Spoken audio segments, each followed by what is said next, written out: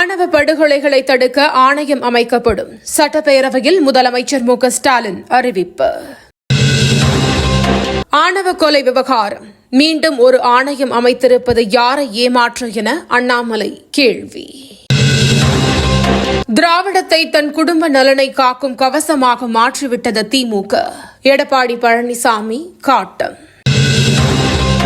திமுக ஆட்சியில் அதிக அளவில் கடன் வாங்கும் மாநிலமாக தமிழ்நாடு திகழ்கிறது. வானதி ஸ்ரீனிவாசன் விமர்சனம். உறுதியாக எங்கள் கூட்டணி ஆட்சி அமைக்கும். டிடிவி தினகரன் உறுதி. சொந்த ஊருக்கு புறப்பட்ட மக்கள். சென்னையின் முக்கிய இடங்களில் கடும் போக்குவரத்து நெரிசல். பிரதமர் மோடியுடன் இலங்கை பிரதமர் சந்திப்பு. மீனவர்கள் நலன் குறித்து ஆலோசனை.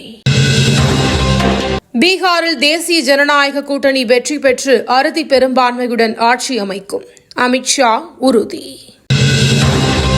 விபத்துகளால் ஏற்படும் உயிரிழப்புகளை குறைக்க மத்திய அரசு பல்வேறு நடவடிக்கைகளை மேற்கொண்டு வருகிறது.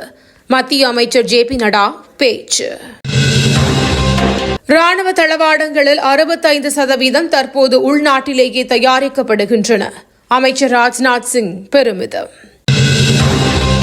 ஹங்கேரியில் விரைவில் புதினுடன் 2வது சந்திப்பு. ட்ரம்ப் தகவல். வங்கதேசத்தில் புதிய சாசனத்தை எதிர்த்து போராட்டம். கண்ணீர் புகைக்குண்டு வீச்சு, தடியடி. ஆப்கானிஸ்தானில் நிலநடுக்கம். ரிக்டர் அளவில் 5.6 பதிவு.